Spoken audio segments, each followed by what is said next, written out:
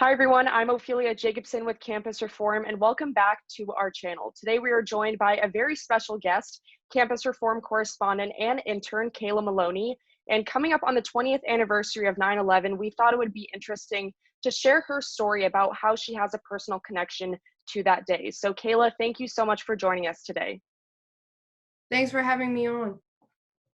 So let's dive right in. Many of us remember 9/11, and though you were just a baby and I was just a baby when that day happened as well, you have a very personal connection to September 11th, 2001 through your dad. Can you talk to us a little bit about his story?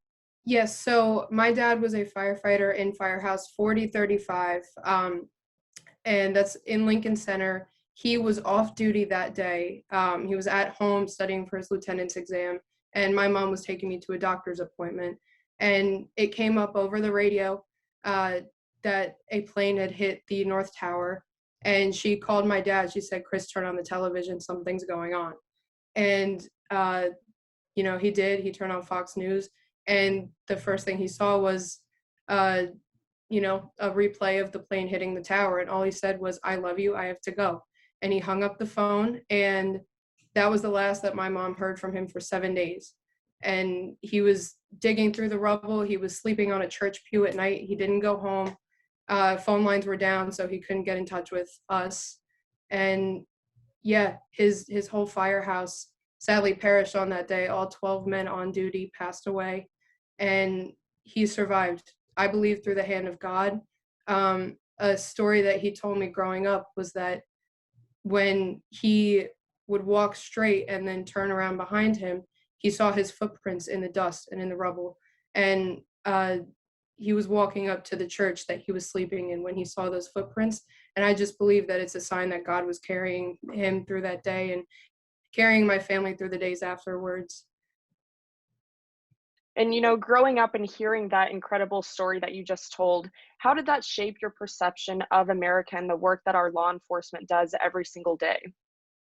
I love that question because I feel like I am blessed to have grown up the way that I did. I am very, very grateful to be here. I'm very grateful for our law enforcement, for our first responders, for our military, and I'm grateful for anybody fighting for the country who has the great morals and values that this country was founded on and fights for people who that they don't know because they believe that they're proud to be an American. And I feel like not many people grew up with that perspective, or maybe plenty of people did, but not the way that I did. And so, despite all of that hardship and all of that, coming together afterwards, I was able to see it from an inside perspective growing up as a child. So, I hadn't already had a view of the world. That's just what I grew up in. And that's something that I'm very, very proud of. My family both raised me to believe in God, believe in country, believe in family.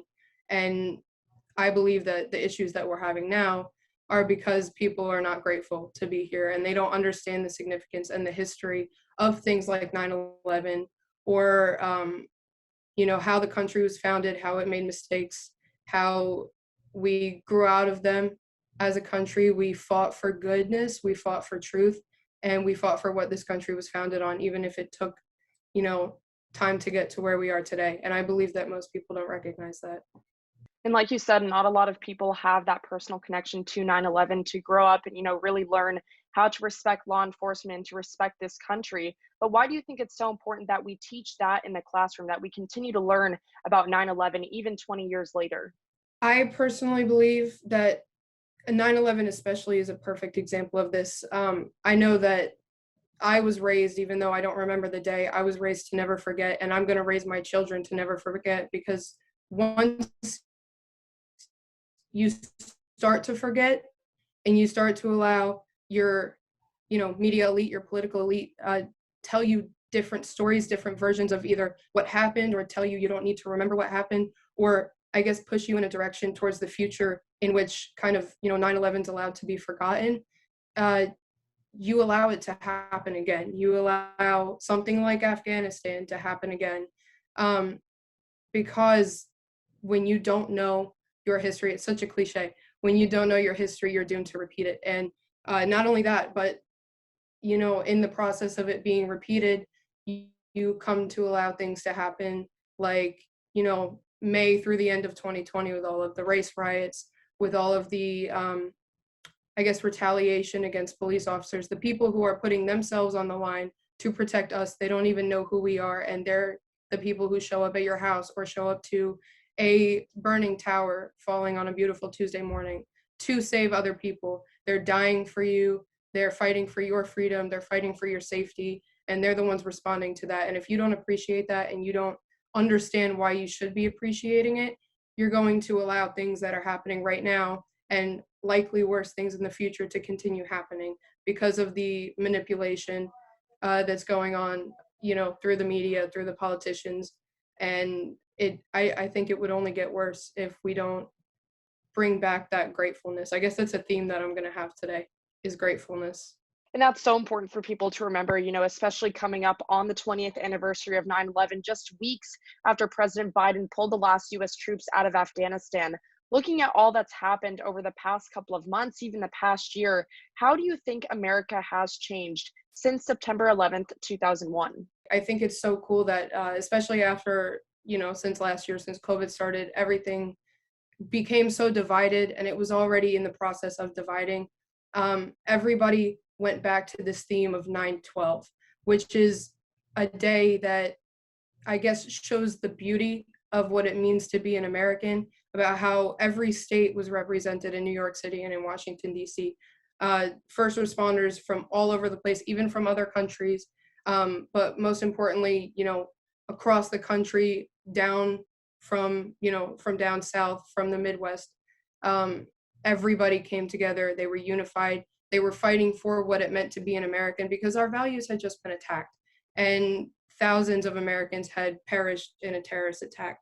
And so what it meant to be an American, what it meant to put yourself out there for people who you don't know, became a reality for a very, very long time afterwards. And coming into 2020, 2021, and likely in the next couple of years, you're seeing that reality start to slip away. And the new reality is becoming a country of division, a country of, I like to say, like, one side, they might be thinking, fighting for something good, or they might be fighting for something with hate in their heart. That doesn't matter.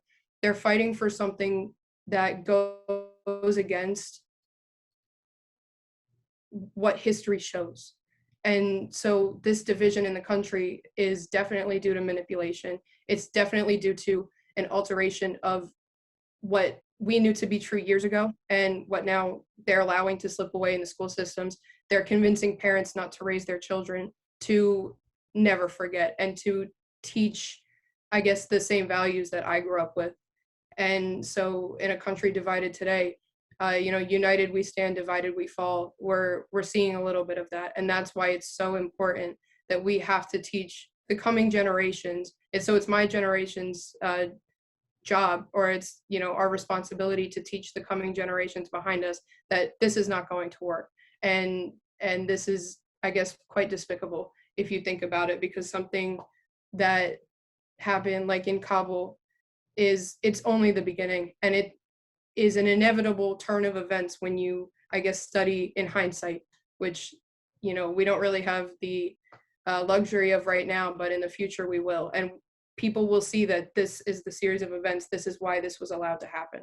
After 9/11, there was a nationwide push for unity and patriotism following the events of that day. But now in 2021, we're seeing quite the opposite, with a rise in anti-police sentiment and a rise in anti-American rhetoric as well. What would be your message to those people who disrespect our law enforcement or who have a lack of appreciation for living in the United States of America? What is your message to them? Yes, in my relatively young age, I have a message for people older than me, younger than me, and the same age as me. And I really hope that I'm heard when I say this, because in a country like ours, where our motto is e pluribus unum, out of many one, we are allowing ourselves to become separate branches, separate individuals, fighting for separate things.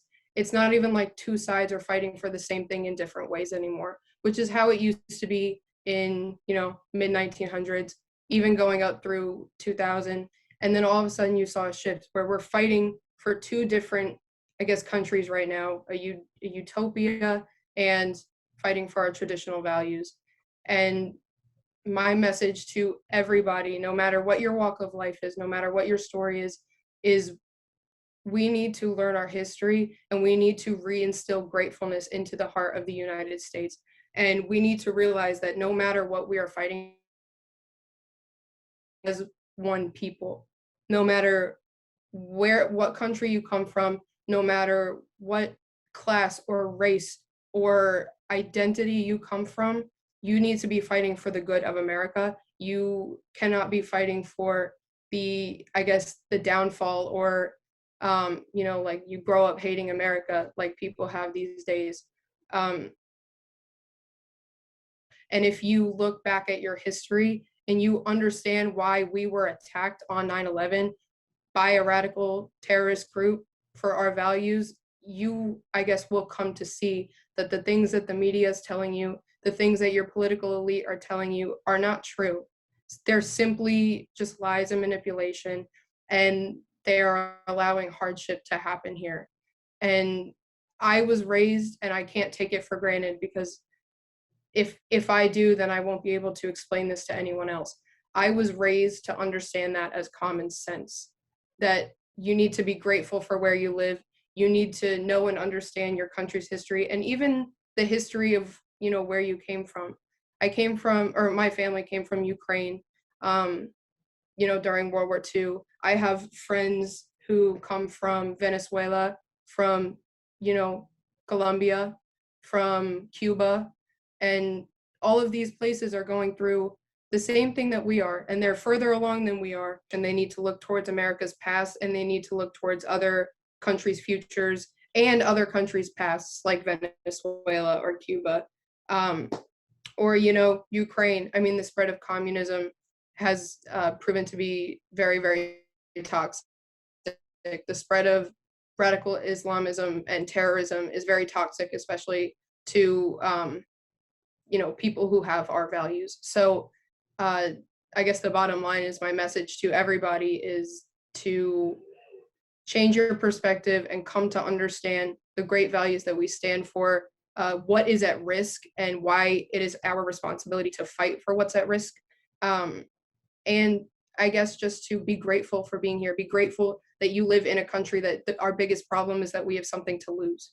And you need to be grateful for the people around you who are fighting for your protection, who are fighting for your freedoms, and who died 20 years ago and who will continue to die for you. And the people who lived 20 years ago to tell the tale of why they're doing what they're doing, such as my dad.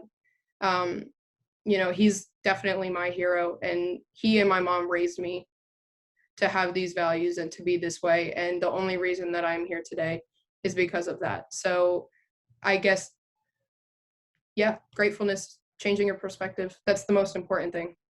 And that's such a powerful message, especially in the year 2021. And we thank you so much for sharing your dad's story, because it's these stories that help us to never forget what happened on September 11th, 2001. So thank you so much again, Kayla, for joining us today.